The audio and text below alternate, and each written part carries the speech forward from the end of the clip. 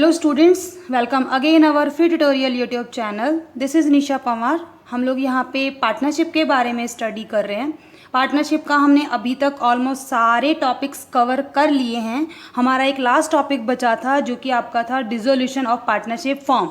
तो last video में मैंने आपको डिसोल्यूशन ऑफ पार्टनरशिप फॉर्म का मतलब क्या होता है और ऐसी कौन कौन सी सिचुएशंस होती हैं जिनके अकॉर्डिंग हमें अपनी फॉर्म को डिसॉल्व करना पड़ता है। साथ ही मैंने उसके अकाउंटिंग ट्रीटमेंट के बारे में भी आपको बताया था। तो उस वीडियो से रिलेटेड लिंक आपको नीचे डिस्क्रिप्शन बॉक्स में मिल जाएगा। मैंने आपको अकाउंटिंग ट्रीटमेंट में 4 अकाउंट्स बताए थे, जिसमें कि सबसे फर्स्ट आपका था रियलाइजेशन अकाउंट, सेकेंड आपका था पार्टनर्स लोन अकाउंट, थर्ड आपका था partners capital account and fourth is bank और कैश अकाउंट। देखो, लोन अकाउंट हम लोग अभी तक बनाते हुए आए हैं, कैपिटल अकाउंट भी हमने पहले से बनाया हुआ है, कैश अकाउंट, बैंक अकाउंट ये भी हम इजीली बनाना जानते हैं। तो इन चारों अकाउंट में से जो कि थोड़ा डिफरेंट है या फिर जो आपको नया सीखना है वो है आपका अकाउंट रियलाइजेशन अकाउंट। तो आज की वीडियो में हम लोग रियलाइजेशन अकाउंट कैसे बनाते हैं और इससे रिलेटेड एक एग्जाम्पल लेंगे जिससे कि आपको ये बहुत अच्छे से समझ में आ जाएगा। सो स्टूडेंट, ये हमारा फॉर्मेट है रियलाइजेशन अकाउंट का। This is your debit side and this is your credit side. Columns जो आपके बनेंगे वो बनेंगे पर्टिकुलर अमाउंट, पर्टिकुलर्स अमाउंट। ठीक है। तो देखो, जब आप फॉर्म को डिसॉल्व करना चाहते हो तो आपके पास एक फॉर्म की बैलेंस शीट होगी। ठीक है। अगर नहीं भी होगी तो आपको अपनी सारी एसेट्स, सारी लायबिलिटीज़ के बारे में पता होगा कि अभी तक हमारे बिजनेस में इतनी एसेट्स बची हुई हैं, इतनी लायबिलिटीज़ बची हुई है। अगर आप ईयर के एंड में अपना फॉर्म को डिसॉल्व करना चाहते हो तो आपके पास बैलेंस शीट आप मेंटेन कर लोगे, लेकिन अगर आप ईयर के मिड में अपनी फॉर्म को डिसॉल्व करना चाहते हो तो वहाँ पे आपको मेमोरेंडम बैलेंस शीट मेंटेन करनी होती है। मतलब दोनों ही केसेस में आपको बैलेंस शीट बनानी होगी। अब बैलेंस शीट में क्या होता है, वहाँ पे हमारी लायबिलिटीज़ होती हैं सारी की सारी, कैपिटल होती है सारे पार्टनर्स की, और एसेट साइड में आपकी सारी एसेट्स गिवन होती है। तो रियलाइजेशन अकाउंट बनाते टाइम आपको सबसे पहले जितना भी आपका बैलेंस दिया हुआ है एसेट्स का और लायबिलिटीज़ का, तो वो आपको अपने रियलाइजेशन अकाउंट में ट्रांसफ़र करना होता है। एसेट्स सारी की सारी आप डेबिट साइड में लेकर आओगे, सारी की सारी लायबिलिटीज़ को आप क्रेडिट साइड में लेकर जाओगे। ठीक है। 2 एसेट्स डालोगे और फिर सारी एसेट्स 1 बाय 1 करके डालोगे और उनका अमाउंट आप डालोगे। जैसे कि अगर लैंड एंड बिल्डिंग है, प्लांट एंड मशीनरी है, स्टॉक हो, डेटर्स हो, मतलब जो भी आपकी एसेट्स होंगी वो सारी की सारी आप डेबिट साइड में पोस्ट करोगे। उसके बाद जितनी भी आपकी लायबिलिटीज़ होंगी विद रिजर्व्स, जो भी आपके रिजर्व्स होते हैं, क्योंकि रिजर्व्स को भी आप अपने पार्टनर्स में डिस्ट्रीब्यूट करते हो। ठीक है। तो सारी लायबिलिटीज़ आप यहाँ पे डालोगे, रिजर्व्स यहाँ पे डालोगे। उसके बाद अब जब हम फॉर्म को डिसॉल्व कर रहे हैं तो यहाँ पे हमें अपनी सारी एसेट्स की सेल करनी पड़ती है, सारी लायबिलिटीज़ की पेमेंट करनी पड़ती है। तो जब एसेट्स की आप सेल करोगे तो उससे आपके फॉर्म में पैसा आएगा और जब लायबिलिटीज़ की पेमेंट करोगे तो पैसा जाएगा। एसेट सेल करने पे आप एंट्री करोगे बाय बैंक अकाउंट के नाम से, और जितनी एसेट से जो भी मिला है वो आप उसमें अमाउंट डाल दोगे। ऐसे ही अगर आप लायबिलिटीज़ की पेमेंट कर रहे हो तो टू बैंक अकाउंट, और जो लायबिलिटी की आपने जितनी पेमेंट की वो हम उसमें डाल के ऐड करके शो कर देंगे। ठीक है।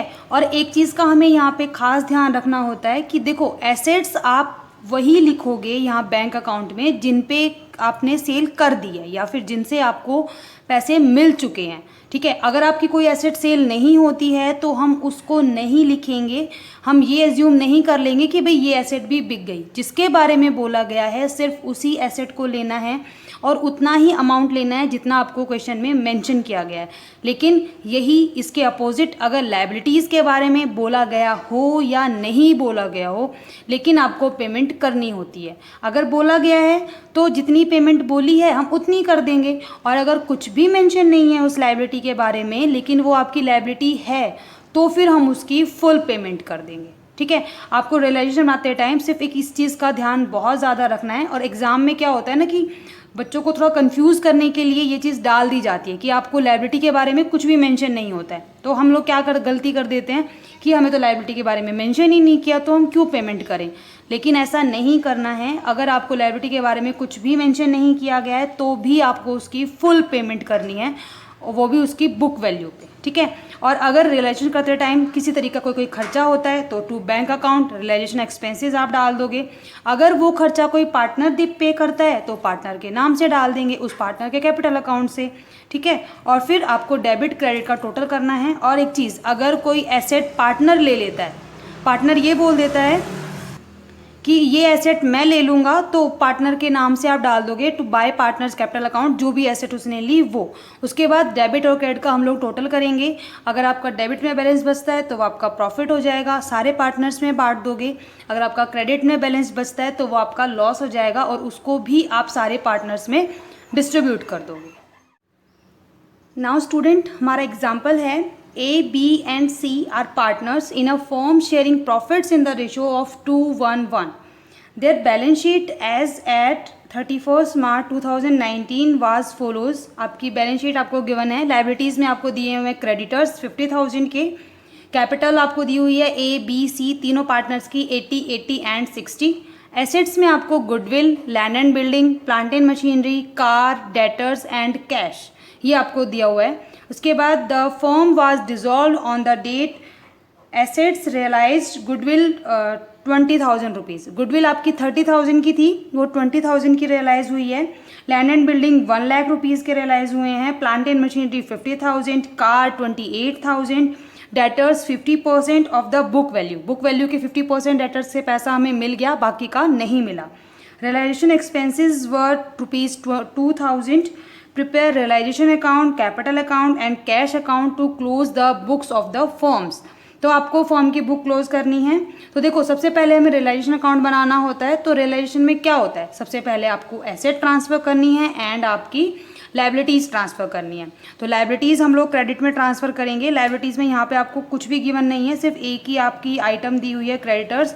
तो क्रेडिटर्स हम डाल देंगे हमारे 50,000 की, ठीक है। उसके बाद टू एसेट्स में आप कैश को छोड़ के सारी एसेट्स लोगे, बिकॉज कैश का तो हम अलग से कैश अकाउंट मेंटेन करेंगे, ठीक है। तो सबसे पहले यहाँ पे आपकी आ जाएगी गुडविल। गुडविल आपकी है 30,000 की। उसके बाद लैंड एंड बिल्डिंग, ये आपके हैं 80,000 के। उसके बाद प्लांट एंड मशीनरी, ये है आपकी 56,000।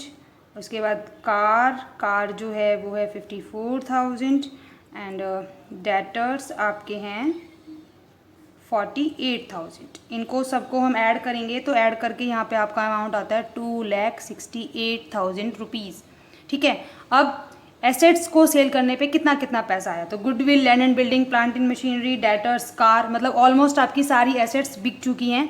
किसी पार्टनर ने भी कुछ नहीं लिया, तो उसके लिए हम यहाँ एंट्री करेंगे बाय, हम कैश अकाउंट मेंटेन कर रहे हैं तो हम लोग यहाँ पे कैश अकाउंट डालेंगे, ठीक है।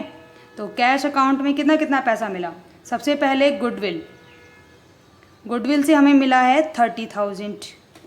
उसके बाद लैंड एंड बिल्डिंग,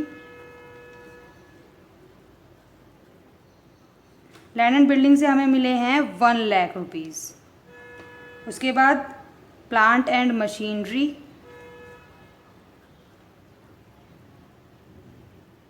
से हमें मिले हैं 50,000 रुपीज़। देन कार से हमें मिले हैं 28,000 और डेटर जो है वो हमारे 50% रियलाइज़ हुए हैं।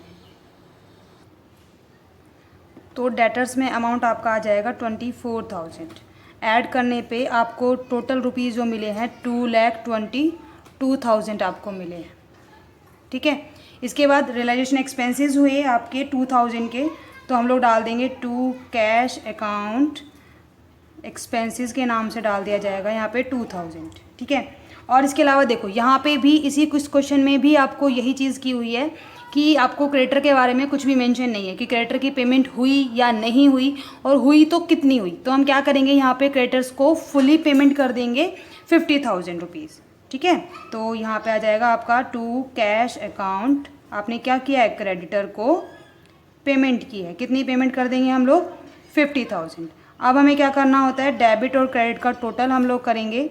तो आपका डेबिट साइड बन रहा है यहाँ पे 3,20,000 और यहाँ पे आपका लॉस निकल रहा है, बाय लॉस ट्रांसफर डाल देंगे हम लोग यहाँ पे।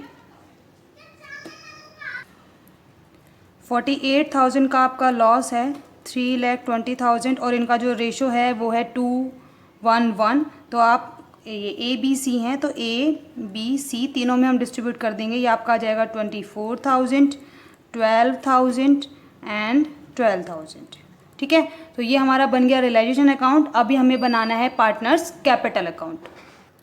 तो ये हमारा फॉर्मेट होता है कैपिटल अकाउंट का। सबसे पहले हमारा काम क्या होता है, अपना बैलेंस ट्रांसफ़र करना। तो बाय बैलेंस बी डी आएगा यहाँ पे। तो 80,000 आपका ए का बैलेंस है, बी का बैलेंस भी आपका 80,000 है और सी का जो है वो है आपका 60,000। ठीक है, तो बाकी तो कोई एंट्री हुई नहीं, ना ही कोई एसेट किसी पार्टनर ने ली है, ना ही कोई और एंट्री की है हमने सिर्फ एक एंट्री की है कि हमने इनका लॉस ट्रांसफ़र किया हुआ है। ठीक है, तो यहाँ पे आ जाएगा टू रियलाइजेशन अकाउंट। ये आपका है 24,000, 12,000 एंड 12,000। ठीक है, अभी हम बैलेंस निकालेंगे। तो यहाँ पे जो बैलेंस आपका निकलता है वो आपको पूरा का पूरा आपके पार्टनर्स को पेमेंट करनी होती है।